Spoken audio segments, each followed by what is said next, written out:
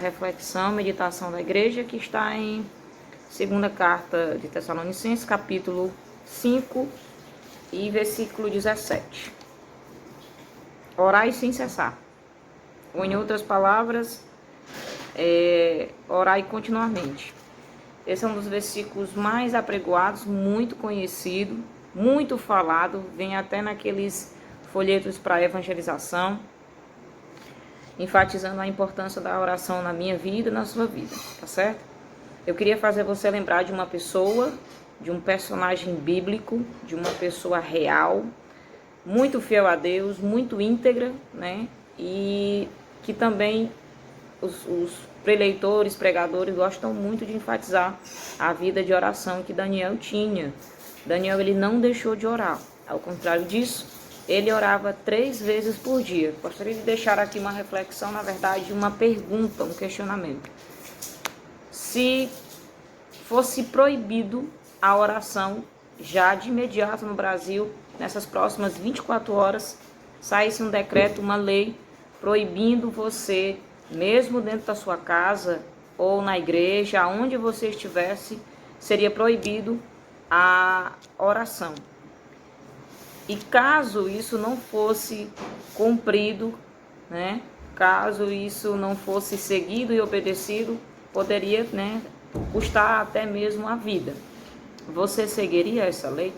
Você iria obedecer esse decreto? Ou você colocaria a sua cabeça em uma bandeja? Isso aconteceu com Daniel. A vida dele praticamente foi colocada a prêmio, porque ser um homem íntegro, fiel, de boa índole e muito bem falado e muito bem conhecido pelo seu caráter, pela sua obediência a Deus, os inimigos dele não conseguiam encontrar falhas. Gostaríamos de ser assim, vivenciar, ter uma vida em Cristo, baseando-se na santidade que Cristo deixou aqui a sua palavra para seguirmos, e gostaríamos que as pessoas olhassem para nós, enxergassem tanto Jesus ou características, de homens e de mulheres que a Bíblia pode mencionar que tiveram uma vida íntegra, uma vida de santidade e que procuravam erros neles e não encontravam, tá? Então, como eles não encontravam algum tipo de facilidade para apontar, para encontrar erros em Daniel, eles sabiam que ele era um homem de oração. Sabiam que 3 vezes por dia, Daniel ia até o seu quarto, lá tinha uma janela e ele orava, de posição à frente dessa janela, para que o Senhor pudesse ouvir a sua petição ou a sua oração de agradecimento.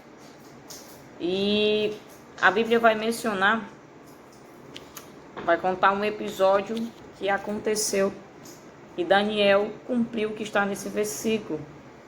Orou sem cessar. Independente da circunstância, independente do que haviam decretado, independente da lei, independente do que o rei tinha dito, ele não iria dar atrás, ele não iria abrir mão do seu chamado, da sua vocação, da sua petição a Deus. Amém? Eu tenho certeza que você lembra desse episódio.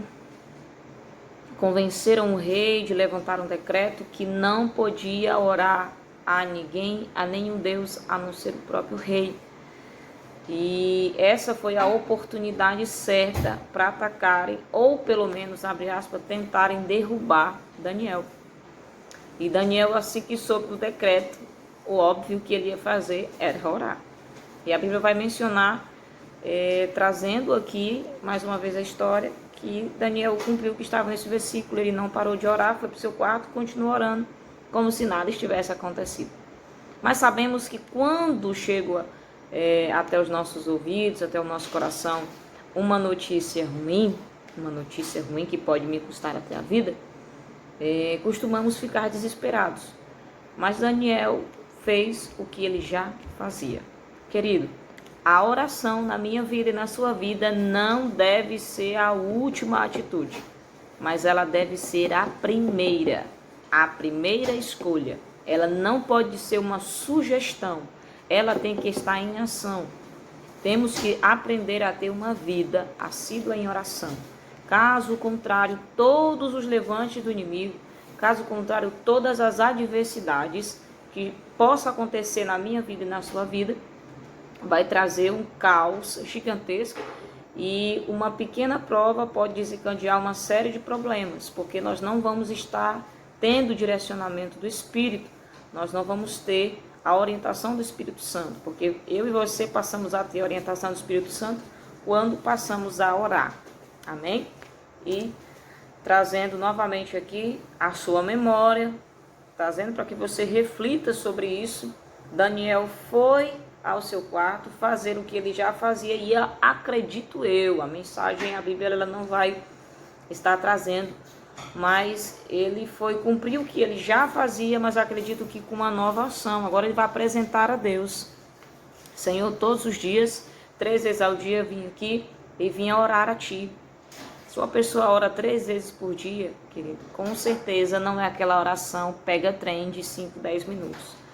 15 minutos de oração não é oração, tá? Desculpe dizer isso. Pode ser uma oração dando graças, né? No momento de comunhão em família, antes da refeição. Pode ser uma oração de um ente querido que vai fazer uma viagem. Então tem que ser realmente orações rápidas, né? De imposição de mão, para que Deus guarde aquela vida. Mas quando o objetivo é se manter de pé, é ter orientação do Espírito, é ter discernimento, a oração ela não pode ter uma base de 15 minutos, 10 minutos, tá certo? Com certeza você tem que ter aí bancos de horas, né? Bem mais à frente, bem mais, vamos dizer assim, a base da sua vida tem que ser oração. Tá? E esse tempo ele não pode ser baseado em 15 minutos de oração, 20 minutos de oração, tá bom? Acabamos aí uma campanha, né? Campanha de oração de meia-noite, de 23 até 1h da manhã. E nós estamos ouvindo e vendo os testemunhos que estão sendo contados na igreja, tá? E aí foi levantada mais uma campanha pela madrugada, que justamente às 4h da manhã. Tá certo? Outros testemunhos virão. Isso é nos ensinando mais uma vez, né? Colocar em prática o que o Senhor já deixou na sua palavra. Orai sem cessar. Dê continuidade. Não é começar uma campanha de oração, pegar o hábito de orar durante aquela semana, recebi minha vitória, agora eu vou descansar. Ao contrário disso, todas as vezes que você obtiver uma vitória, duplique a oração. Porque quem tenta contra a minha vida, contra a sua vida, né, não fica feliz com a sua vitória, não fica feliz com a sua bênção, tá? E possa ser que aconteça coisa semelhante como aconteceu na vida de Daniel, para provar a sua fé. Amém? Quando é decretado, assinado, decidido, a palavra de um rei é irrevogável, não pode mais voltar atrás, não pode retroceder. Então não tinha nada que se fazer a não ser tomar conta, saber se realmente Daniel estava cumprindo a lei ou ele estava fazendo aquilo que aqueles homens estavam dizendo que ele estava fazendo, né? Continuava orando ao seu Deus. E isso não assustou Daniel. Ele foi lançado, né, na cova dos leões. Ele passou por diversas situações, a Bíblia vai mencionar essa, mas também terão outras situações. E ele sai da cova dos leões sem nenhum arranhão. Naquele momento, os leões fizeram jejum, nenhum ataque lhe aconteceu, nada do ocorrido que as pessoas ali estavam esperando, né? Que quando abrissem as portas não iriam encontrar talvez só as roupas, os restos mortais de Daniel, mas ele estava ali. É tanto que o coração do rei pesou-lhe, ele ficou à noite, né, numa mini vigília, ele não comeu, ele não se alegrou, e no fim da manhã, no começo da manhã, melhor dizendo, o rei vai chegar ali em um período e vai chamar por Daniel. Ele vai questionar e ele vai dizer: homem, servo do Deus Altíssimo. Ele vai exaltar o nome do Deus a quem Daniel serve, e ele responde de lá: O rei vive eternamente, o Senhor me livrou das mãos, das garras dos leões. E assim que ele sai, aquilo que deveria acontecer com Daniel acontece com quem se levantou contra Daniel. Então, descanse também, tá? Porque aquele que guarda a sua vida, se você tem uma vida fiel com o Senhor, se as suas vestes são limpas, se o seu candeeiro está aceso, não fique preocupado com aquilo que falam, aquilo que deixam de falar, quantas pessoas se levantam contra o teu ministério, contra a tua vida, contra a tua família, porque essas pessoas irão marcar com Deus. Amém? Em todas as situações e circunstâncias, não deixe de orar. Até mesmo quando ou até se a sua vida correr risco, não deixe de orar. Seja fiel ao Senhor. Se fosse nesse tempo, acredito que muitos, por poucas coisas, já abandonam a Cristo, já deixam a sua cruz, vamos dizer assim, estacionando a sua chamada, a sua vocação, largam as redes, largam o barco do ministério, da evangelização, e por pequenas tribulações as pessoas deixam de servir Jesus, colocam culpa em pregações, colocam culpa em quem levantou a bandeira do Evangelho e acabou ferindo outras pessoas em nome do Evangelho. E o Senhor Jesus é responsabilizado por muitas coisas. Mas eu gostaria de dizer, uma vez olhando para Cristo verdadeiramente, nunca mais se olha para trás. Eu vejo pessoas que levantam e na outra semana caem. 30 dias ficam de pé e no segundo mês acontece algo que elas voltam a cair. Essas pessoas não tiveram um encontro verdadeiro com o Senhor. Eu sempre ministro com base na palavra, tá certo?